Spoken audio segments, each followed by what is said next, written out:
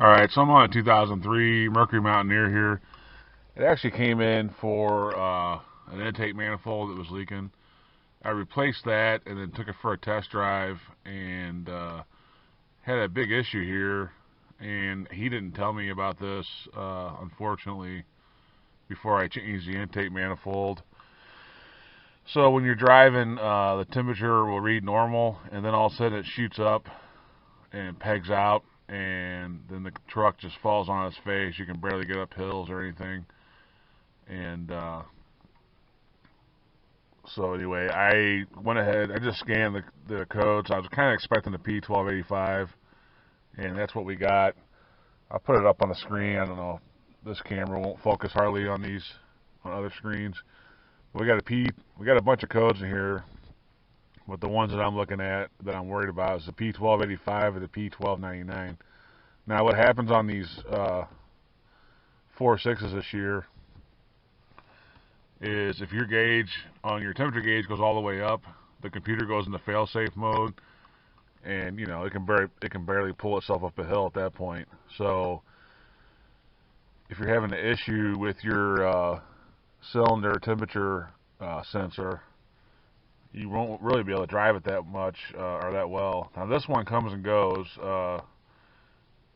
Usually if you turn it off, I turned it off because I wasn't sure if it was overheating or not, but I got under the hood when it did that, and the engine wasn't hot. It wasn't pushing coolant out of the overflow. You could touch the valve cover with your bare hand and it wasn't hot.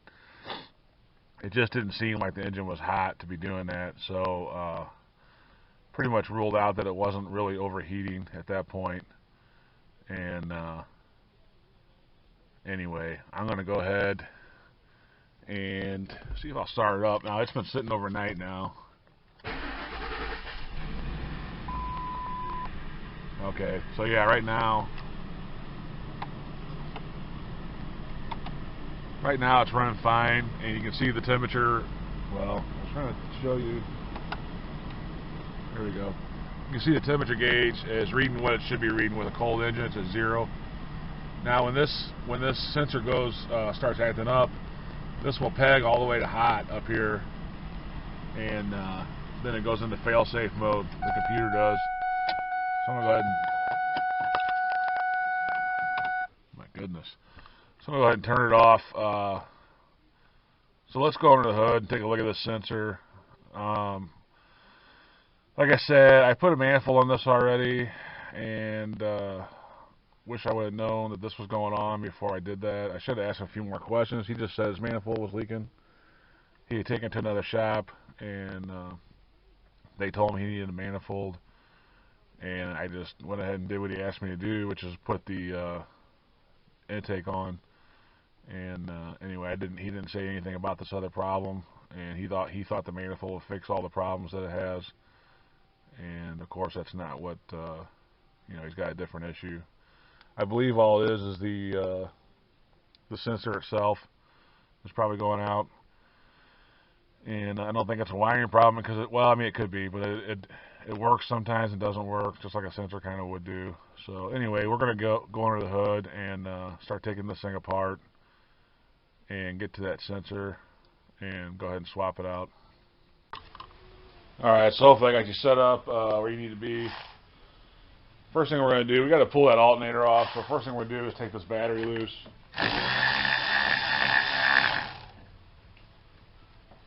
So we don't start welding anything. And then that alternator, well, I guess we got to pull the belt off first too. So on these Mercury Mountaineers, Explorers with the 4.6 in it, it's very, very tight to get the belt off. I like to use one of these tools. It's very thin. This is a half inch end right here, and that's what goes into your tensioner. So I'll slide this in there, and then I'll add this to it, and that helps you. If you have one of these on the Mercury, on these Explorers and Mountaineers, it helps a lot because the belt is the area to get in there is super tight on these. So I'm going to go ahead and get that loose first before we do anything, and then get the belt out of the way, and then we'll go ahead and pull this alternator off. Alright, so I got that down there. I don't know if you can see, hopefully you can see, it's a pretty big, goes all the way to the top there. It's a pretty big lever. And we're just going to take tension off the belt, release it. I'm just going to leave the tool in there, kind of leave the belt where it's at. And anyway, so there's 4 10 mils for this alternator. You got the connector, 2 connectors, and then there's 2 10 mils lower that we have to get to. So I'm going to go ahead and get the tools we need. I probably should have had before we started.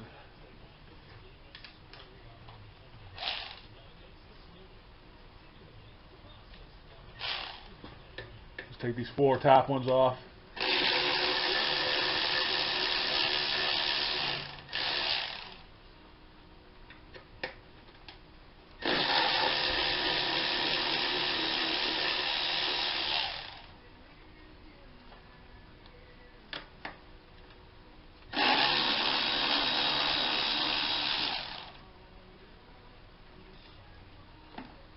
Yeah, it's unfortunately, I think all we have is a bad sensor here, but you almost can't drive the vehicle because it goes into that fail-safe mode with the computer. I'll put the information for the code up on the screen at some point and let you read the strategy for it. But basically what I'm saying is if that starts to malfunction, the car goes into fail-safe mode and it's almost undrivable at that point. And anyway, Ford did that to protect the engine. If you were overheating, it's trying to protect the engine from being destroyed. But the bad thing is, like with this, it's just a sensor. It's not actually overheating, and you can't drive it.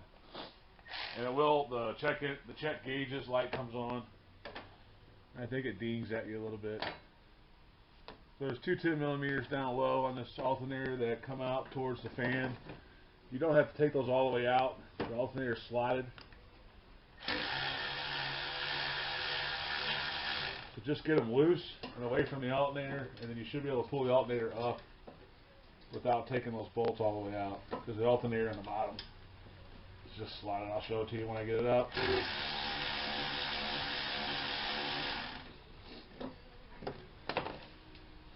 Yeah, I think this top bolt here is a 10 mil.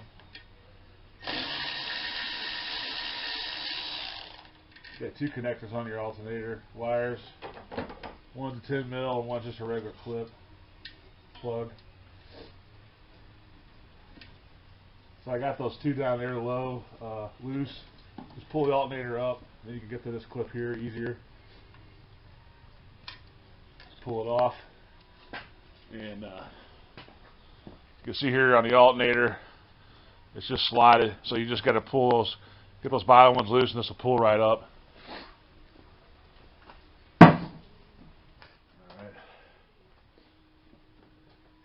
And I believe, yeah, it's right here. So I'm going to bring you in, I'll show you where this is at, and then we'll take it off. Get ready to go for a ride. Alright, so your temperature cylinder sensor is right here, and of course the light's going to fall. It's right here, so now my hand's in the way. It's right here. So once you get it unplugged, you should be able to get it off and get it loose. It's not super bad to get to. At least you have to pull the intake off or anything. But anyway, and there's the 2 bolts I was talking about for the alternator. You got one here and one here, and they just loosen them up. Don't take them all the way out. And right down there is your tensioner that you have to put that. See if I get the light over there. You can see my tools go into there, hopefully. Tensioner, and that's what you use to pull it loose. So I'm going to go ahead and take that connector off down in there, and pull that out, and then we'll replace it real quick. Alright, so this is interesting. I don't know if the camera's going to pick that up. I took that plug off. There's actually fluid inside where the plug goes, and I think that's because it's leaking internally there. Yeah, it looks like the whole thing is full of coolant, and there's no way for the coolant to get in. I think it's just leaking internally, so that sensor definitely is bad. So anyway, I'm going to go ahead and pull it off, and then we'll get one real quick, but just kind of wanted to show that. It's pretty interesting that that's... I don't know if I can...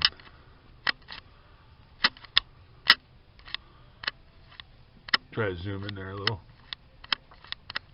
Hopefully you can see there's coolant inside that sensor there, which I believe... I know the coolant didn't get in there from the top, it's coming in from the bottom, so the sensor itself is leaking internally. Alright. This should be pretty cut and dry, so we'll get it out.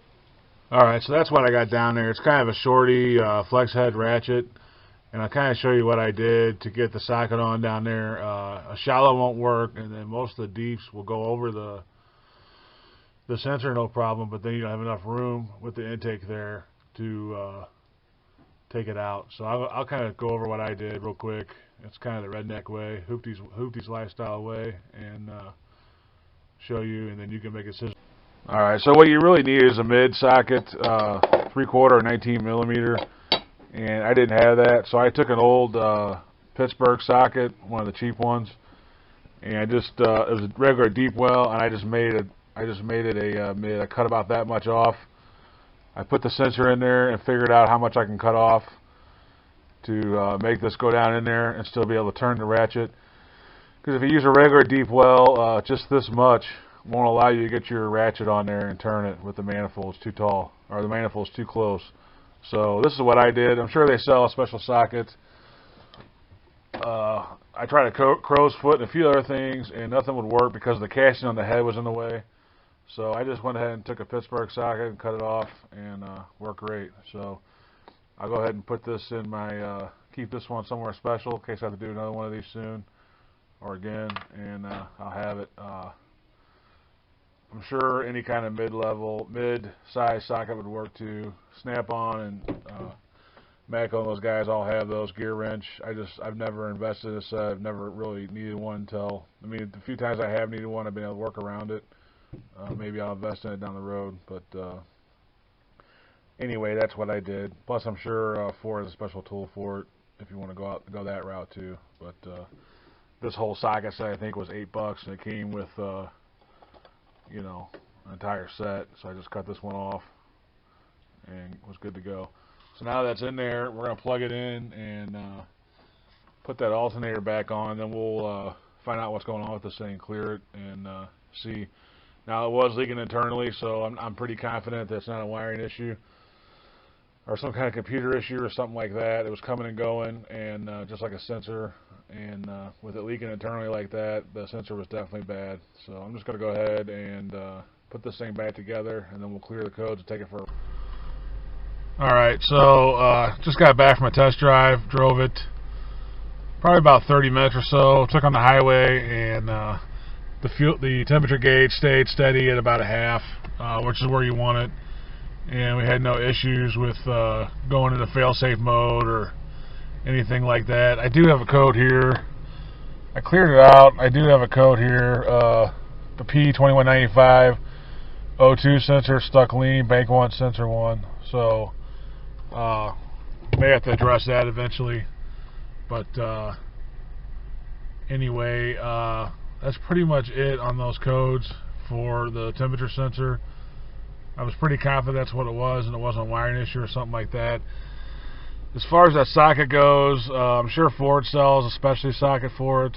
It depends on the year and what 4.6 you have. Some of them it's farther back into the valley, and you can get a wrench on there. So it just kind of depends on what you have. This is the I believe this is the 03 Mountaineer with the 4.6 in it. So that's where it's at on these. It's not really that bad. You just need the right size socket to go in there. And if you have like a mid-link socket or an old school Craftsman socket, it might work. Just depends. But you find something to go in there, and it's not too hard once you get something in there. So anyway, that's it for that code for the the cylinder head temperature sensor. Guess we'll go ahead and close this out. And there's an intake video coming up for the same car soon. I got to edit still, but we did replace the intake on this for leaks. So that's it on this one. Thanks for watching. Have a good day, and God bless.